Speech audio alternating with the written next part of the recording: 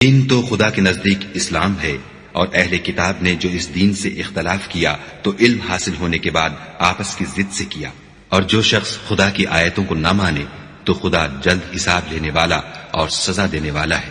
اے پیغمبر، اگر یہ لوگ تم سے جھگڑنے لگیں تو کہنا کہ میں اور میرے پیرو تو خدا کے فرمانبردار ہو چکے، اور اہل کتاب اور ان پڑھ لوگوں سے کہو کہ کیا تم بھی خدا کے فرمانبردار بنتے اور اسلام لاتے ہو؟ اگر یہ لوگ اسلام لے آئیں تو بے شک ہدایت پالیں، اور اگر تمہارا کہا نہ مانے تو تمہارا کام صرف خدا کا پیغام پہنچا دینا ہے، اور خدا اپنے بندوں کو دیکھ رہا ہے۔ جو لوگ خدا کی آیتوں کو نہیں مانتے اور انبیاء کو ناحق قتل کرتے رہے ہیں، اور جو انصاف کا حکم دیتے ہیں انہیں بھی مار ڈالتے ہیں، ان کو دکھ دینے والے عذاب کی خوشخبری سنا دو۔ یہ ایسے لوگ ہیں جن کے اعمال دنیا اور آخرت دونوں میں برباد ہیں، اور ان کا کوئی مددگار نہیں ہوگا۔ بھلا تم نے ان لوگوں کو نہیں دیکھا جن کو کتاب خدا یعنی تورات سے بہرا دیا گیا، اور وہ اس کتاب اللہ کی طرف بلائے جاتے ہیں تاکہ وہ ان کے تنازعات کا ان میں فیصلہ کر دے، تو ایک فریق ان میں سے کج ادائی کے ساتھ منہ پھیر لیتا ہے۔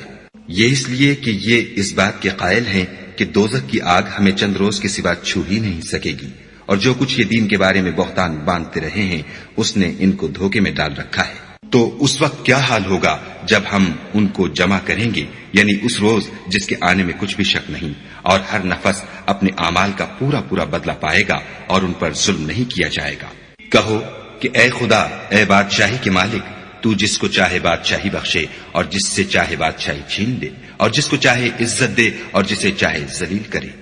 ہر طرح کی بھلائی تیرے ہی ہاتھ ہے، اور بے شک تو ہر چیز پر قادر ہے۔ تو ہی رات کو دن میں داخل کرتا اور تو ہی دن کو رات میں داخل کرتا ہے۔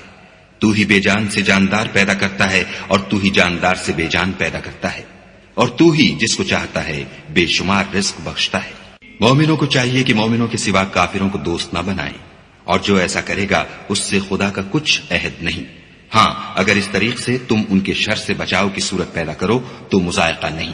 اور خدا تم کو اپنے غضب سے ڈراتا ہے، اور خدا ہی کی طرف تم کو لوٹ کر جانا ہے۔ اے پیغمبر، لوگوں سے کہہ دو کہ کوئی بات تم اپنے دلوں میں مخفی رکھو یا اسے ظاہر کرو، خدا اس کو جانتا ہے، اور جو کچھ آسمانوں میں اور جو کچھ زمین میں ہے اس کو سب کی خبر ہے، اور وہ ہر چیز پر قادر ہے۔ جس دن ہر شخص اپنے اعمال کی نیکی کو موجود پالے گا اور ان کی برائی کو بھی دیکھ لے گا تو آرزو کرے گا کہ اے کاش اس میں اور اس برائی میں دور کی مسافت ہو جاتی۔ اور خدا تم کو اپنے غضب سے ڈراتا ہے، اور خدا اپنے بندوں پر نہایت مہربان ہے۔ اے پیغمبر، لوگوں سے کہہ دو کہ اگر تم خدا کو دوست رکھتے ہو تو میری پیروی کرو، خدا بھی تمہیں دوست رکھے گا اور تمہارے گناہ معاف کر دے گا، اور خدا بخشنے والا مہربان ہے۔ کہہ دو کہ خدا اور اس کے رسول کا حکم مانو، اگر نہ مانے تو خدا بھی کافروں کو دوست نہیں رکھتا۔ خدا نے آدم اور نوح اور خاندان ابراہیم اور خاندان عمران کو تمام جہان کے لوگوں میں منتخب فرمایا تھا، ان میں سے بعض بعض کی اولاد تھے، اور خدا سننے والا اور جاننے والا ہے۔ وہ وقت یاد کرنے کے لائق ہے جب عمران کی بیوی نے کہا کہ اے پروردگار، جو بچہ میرے پیٹ میں ہے میں اس کو تیری نذر کرتی ہوں، اسے دنیا کے کاموں سے آزاد رکھوں گی، تو اسے میری طرف سے قبول فرما، تو سننے والا اور جاننے والا ہے۔ جب ان کے ہاں بچہ پیدا ہوا اور جو کچھ ان کے ہاں پیدا ہوا تھا خدا کو خوب معلوم تھا، تو کہنے لگی کہ پروردگار، میرے تو لڑکی ہوئی ہے، اور نذر کے لیے لڑکا موزوں تھا کہ وہ لڑکی کی طرح ناتواں نہیں ہوتا، اور میں نے اس کا نام مریم رکھا ہے، اور میں اس کو اور اس کی اولاد کو شیطان مردود سے تیری پناہ میں دیتی ہوں۔ تو پروردگار نے اس کو پسندیدگی کے ساتھ قبول فرمایا اور اسے اچھی طرح پرورش کیا، اور زکریا کو اس کا متکفل بنایا۔ زکریا جب کبھی عبادت گاہ میں اس کے پاس جاتے تو اس کے پاس کھانا پاتے۔ یہ کیفیت دیکھ کر ایک دن مریم سے پوچھنے لگے کہ مریم، یہ کھانا تمہارے پاس کہاں سے آتا ہے؟ وہ بولی، خدا کے ہاں سے آتا ہے، بے شک خدا جسے چاہتا ہے بے شمار رزق دیتا ہے۔ اس وقت زکریا نے اپنے پروردگار سے دعا کی اور کہا کہ پروردگار، مجھے اپنی جناب سے اولاد صالح عطا فرما، تو بے شک دعا سننے اور قبول کرنے والا ہے۔ وہ ابھی عبادت گاہ میں کھڑے نماز ہی پڑھ رہے تھے کہ فرشتوں نے آواز دی کہ زکریا، خدا تمہیں یحییٰ کی بشارت دیتا ہے، جو خدا کے فیض یعنی عیسیٰ کی تصدیق کریں گے اور سردار ہوں گے، اور عورتوں سے رغبت نہ رکھنے والے اور خدا کے پیغمبر یعنی نیکوکاروں میں ہوں گے۔ زکریا نے کہا، اے پروردگار، میرے ہاں لڑکا کیوں کر پیدا ہوگا کہ میں تو بڈھا ہو گیا ہوں اور میری بیوی بانجھ ہے۔ خدا نے فرمایا اسی طرح خدا جو چاہتا ہے کرتا ہے۔ زکریا نے کہا کہ پروردگار میرے لیے کوئی نشانی مقرر فرما۔ خدا نے فرمایا نشانی یہ ہے کہ تم لوگوں سے 3 دن اشارے کے سوا بات نہ کر سکو گے،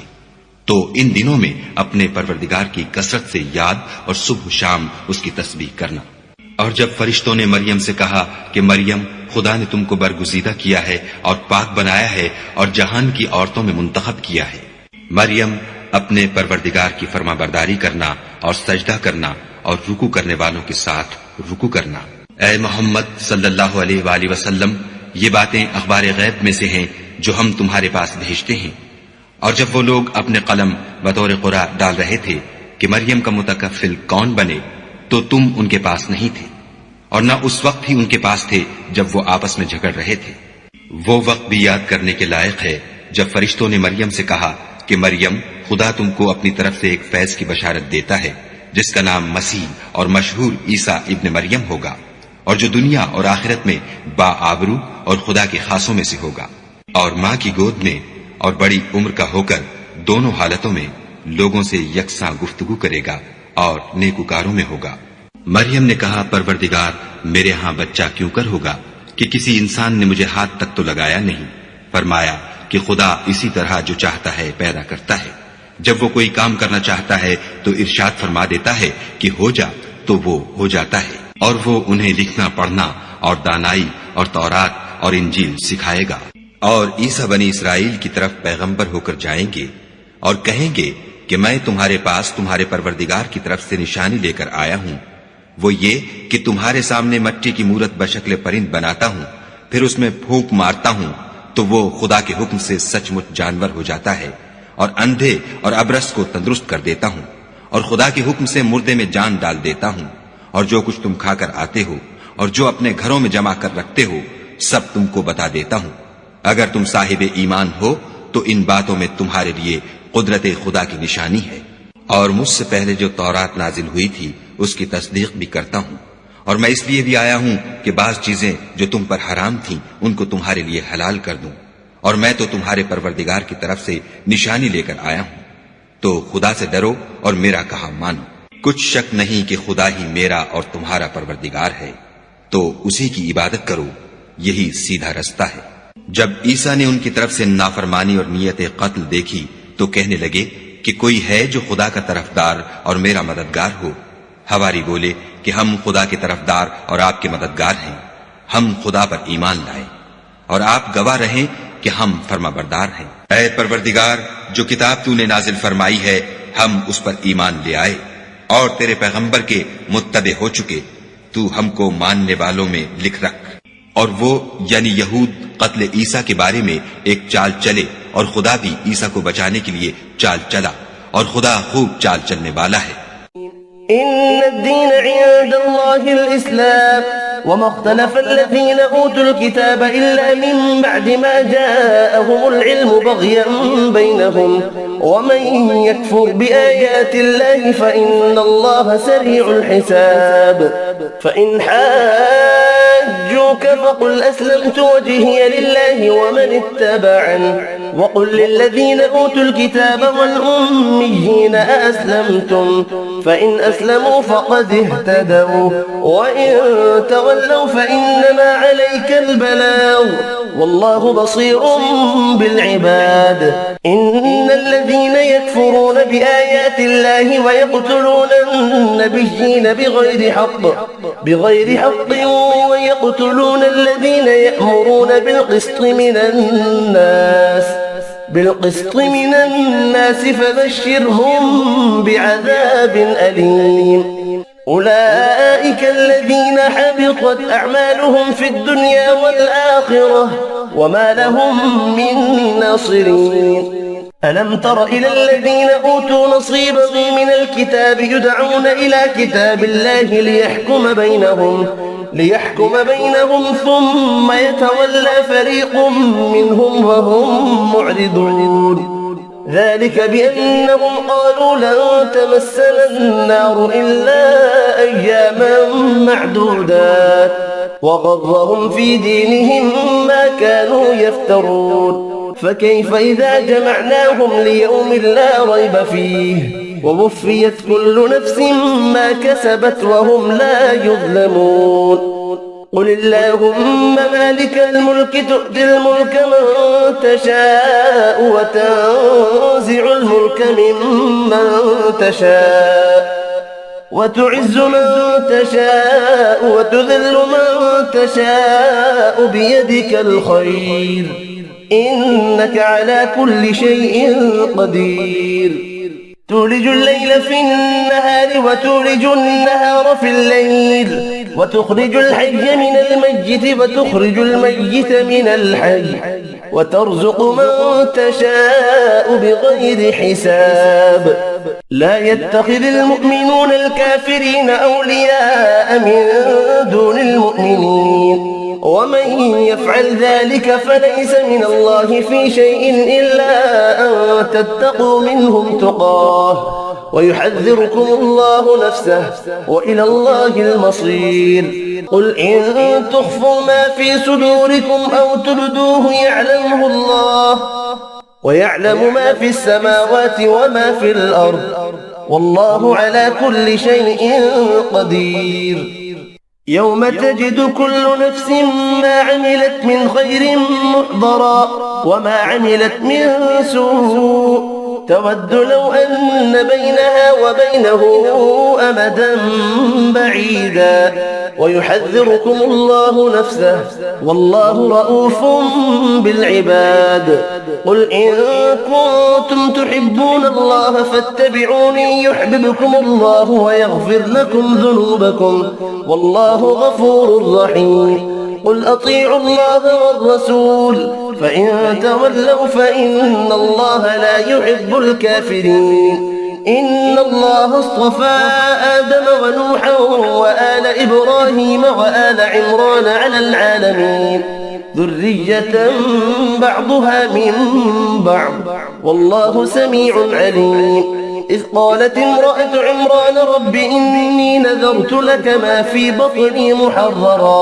محررا فتقبل مني إنك أنت السميع العليم. فلما وضعتها قالت رب إني وضعتها أنثى والله أعلم بما وضعت وليس الذكر كالأنثى وإني سميتها مريم وإني أعيذها بك وذريتها من الشيطان الرجيم. فتقبلها ربها بقبول حسن وأنبتها نباتا حسنا وكفلها زكريا. كلما دخل عليها زكريا المحراب وجد عندها رزقا قال يا مريم أنى لك هذا قالت هو من عند الله إن الله يرزق من يشاء بغير حساب. هنالك دعا زكريا ربه قال رب هب لي من لدنك ذرية طيبة إنك سميع الدعاء. فنادته الملائكة وهو قائم يصلي في المحراب أن الله يبشرك بيحيى مصدقا بكلمة من الله وسيدا وحصورا ونبيا من الصالحين. قال رب أنى يكون لي غلام وقد بلغني الكبر وامرأتي عاقر قال كذلك الله يفعل ما يشاء. قال رب اجعل لي آية قال آيتك ألا تكلم الناس 3 أيام إلا رمزا واذكر ربك كثيرا وسبح بالعشي والإبكار. وإذ قالت الملائكة يا مريم إن الله اصطفاك وطهرك واصطفاك على نساء العالمين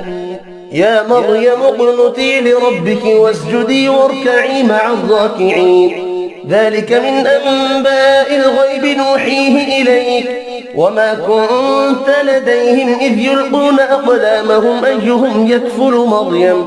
وما كنت لديهم إذ يختصمون إذ قالت الملائكة يا مريم إن الله يبشرك بكلمة منه اسمه المسيح عيسى بن مريم وجيها في الدنيا والآخرة ومن المقربين ويكلم الناس في المهد وكهلا ومن الصالحين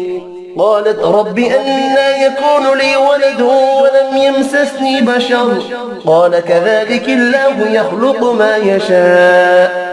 إذا قضى أمرا فإنما يقول له كن فيكون ويعلمه الكتاب والحكمة والتوراة والإنجيل ورسولا إلى بني إسرائيل أني قد جئتكم بآية من ربكم أني أخلق لكم من الطين كهيئة الطير فأنفخ فيه فيكون طيرا بإذن الله وأبرئ الأكمه والأبرص وأحيي الموتى بإذن الله وأنبئكم بما تأكلون وما تدخرون في بيوتكم إن في ذلك لآية لكم إن كنتم مؤمنين ومصدقا لما بين يدي من التوراة ولأحل لكم بعض الذي حرم عليكم وجئتكم بآية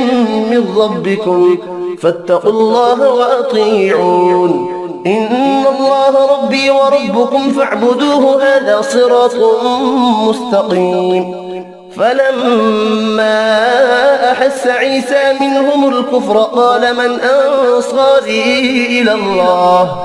قال الحواريون نحن أنصار الله آمنا بالله واشهد بأننا مسلمون ربنا آمنا بما أنزلت واتبعنا الرسول فاكتبنا مع الشاهدين ومكروا ومكر الله والله خير الماكرين صدق الله العظيم وما خلقت الجن والإنس إلا ليعبدون और मैंने जिन्न और इंसानों को इसलिए पैदा किया है कि मेरी इबादत करें।